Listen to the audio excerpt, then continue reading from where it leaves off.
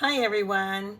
I usually make stuffed shells, but I thought I haven't made manicotti in a long time. They're both very similar as the filling is for lasagna, but I'm gonna make mine really quick. Oh, and look at all my background stuff. I don't know if you can see all of it, but I have everything out the night before sometimes because in the morning, if I want to go a little faster and bake, especially, I'll have pretty much everything out except like the eggs, I guess.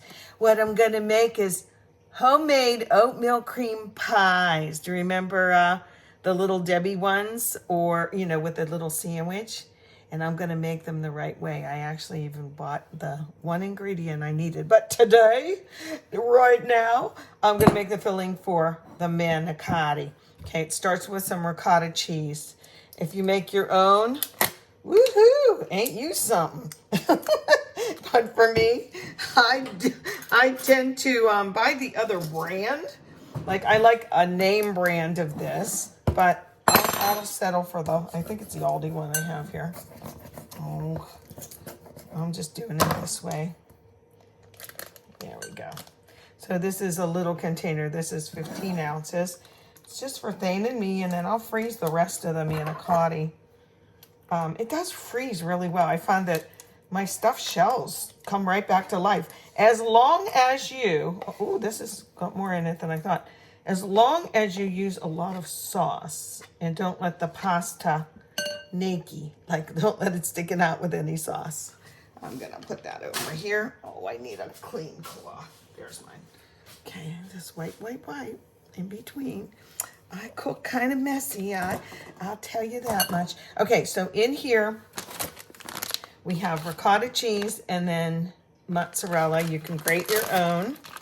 I like two kinds of cheese in this. How much? Let's see. I'm gonna push this to the side. Maybe about half as much ricotta.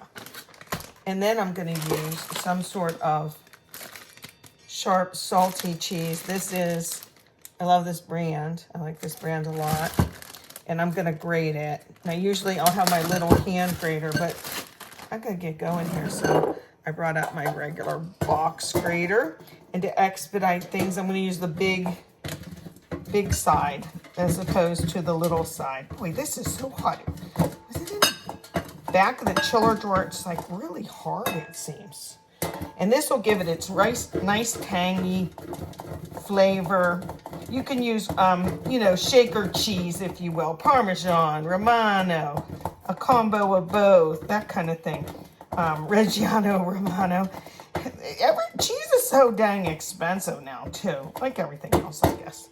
Okay, because a little goes a long way, but we like a lot. About that much, so let me see. A big handful. Ooh, it smells so good. Oh, my mom we didn't have it real often, like a block of cheese. I remember her cutting it off and just eating it. And I thought it was weird as a child. Now I know. I can do the same thing. I don't do it, but I could because I understand why she liked it so much. I'm going to put an egg or two in here. Okay, these eggs are kind of small. I may use two. Or if you just want to bump it up a little bit, use just the yolk. Maybe I'll do that. Give me a little prep bowl here. And I'll put the egg white in here. You don't have to get fancy with all your tools. Now, if you're using a lot of things where you have to separate eggs, like say you're making meringue or something, an angel food cake, that kind of thing, then you do want to maybe use a little tool. But for now, I'm just going to separate it by hand. Maybe save that. I might need it, I might not. And then last, I like parsley. Now, this is just the jar parsley. If you have fresh, do it. Okay, and then I like to mix up whatever egg I have first, like this. Just, it will incorporate a little better. And then you can mix. Now this is it. This is the fill. Oh, well, let me put some garlic salt into it. What was I thinking? Give me my garlic salt. Or garlic powder. Maybe with all that cheese, it's kind of salty. So maybe I'll just use some garlic powder. just once across and then twice across. Yeah, couldn't hurt, right?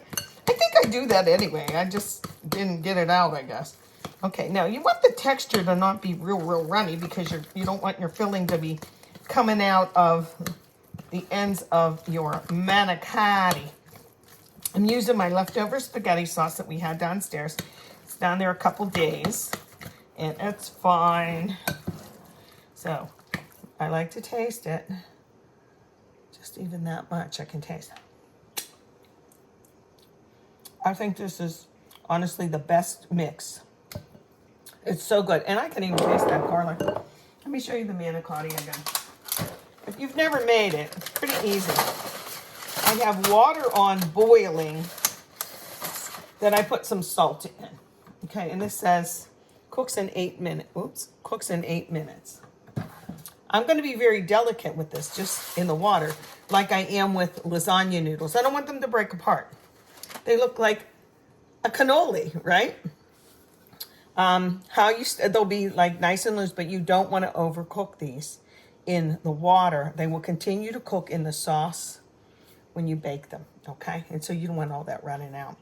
But right now, I couldn't really fit too much in there. And it'll be like filling a jelly donut. A little bit in that side, a little bit in that side, like I do Lady Locks. So many different dishes have this type of vehicle, if you will, in that you fill it like that.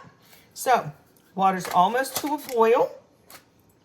So I'm going to get them in and gently stir just until they truly are al dente, okay? Then I'm going to get a piping bag or a big Ziploc bag if you don't have a piping bag with no nozzle. Just cut off the end so I can fill these once they're cooled down a little bit, okay? We'll be back. Okay, my filling's all mixed up. I'm draining the manicotti. I had them boiling for 9 minutes, not 8. I just stood over them, thought, just a teeny tiny bit more. So that's what I did there. If this is too loose, you can add more mozzarella, like too loose that you feel like, oh, that egg, or even a sprinkle of breadcrumbs, just a sprinkle, okay? So we're gonna fill up. I have a piping bag in here. This just helps me hold it, okay? And this is a really big one. So I'm gonna just take filling and I put it down in as far as I can go. And with my thumb, I help it stay down there. Otherwise, look, it'll just come right back up. So I do that. So I'm filling this, and I don't need this because I'm used to using filling bags. I used to do a lot of baking, see, like this. And this is what I'm going to use to fill our manicotti. Now, don't do it too much if you have a smaller bag because you need a little bit up top so you can hold it and it doesn't squish out the top. That's happened to me. So I'll just do it like this. Now you want this all the way down. So you give it a gentle little squeeze, like get down there, all the while getting the air out. Get down there. There we go. And give it a little shake with any icing or frosting. See, I gave it a big gap up top. So I'm going to take it from here and twist it around. Take some scissors and go like this, okay? I have to go get a cool manicotti. Let me think. I don't think they're really ready yet, but wait 1 second. One of them might be cool enough to demo. Oh, but they're wet. Okay, Shirley. They're a little bit wet, so let me do this. I have a little other towel down here. I'll just dry it. Okay, like that. Yeah. So I'll cut this off. So while I was to the point where I was going to fill one of these, the phone rang. It was Thane. He calls me every day from work just to say, hey. So look how long this is. I should have made more filling, or I should have just cooked 7 of them, honestly. I don't know why I was thinking. So I'm going to go in. This is a pretty big cavity here, and make sure it doesn't squish out the other end before I pull it. The shredded cheese is what you see, like sticking on the ends here. See how it's almost full? I'm going to go in and give it a little bit more. And I'm going to continue. Ah! Get in there. Look at this. Jumping out, man. Like this. 1, 2, 3, 4.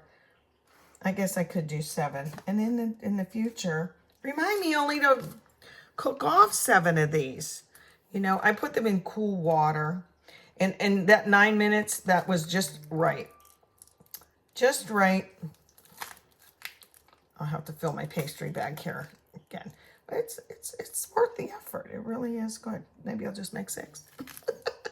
One more. Okay, 2, 4, 6, 7. Half the pack. And now I'm gonna put the rest of my sauce that I want on here. Careful to cover up all the noodle part because you don't want them to be crispy, okay? So I'm gonna do that first and then lather some more sauce. This is a meat sauce, so that's why it's a little bumpy. Once in a while, I don't want to make meatballs. It's like I'm kind of in a hurry, and I always warn Thane, I didn't make meatballs. He's like, that's okay. I can feed him fish sticks, and he would say, thank you, chef, for an excellent meal. He says it every single dinner. It's so cute. So, and you know what? When you're appreciated, you know, it's so much better than someone saying, well, I like the other way you make meatloaf or something like that. It doesn't give you incentive, now does it? Okay, that's a lot of sauce, but I'm going to go a little bit more because we like sauce. What do you think? That should be enough. You can always, if you're serving for a company, you can always have like a little crock pot on the side or a little saucepan full of warm sauce so people can add a little bit more if they like it. Okay. Now I put some cheese on now, and then I put some cheese on when it's almost finished. I'll take like the lid off. Okay, so I'm not gonna do all of the cheese now. That's still a lot of cheese, I guess. And then I'll cover it.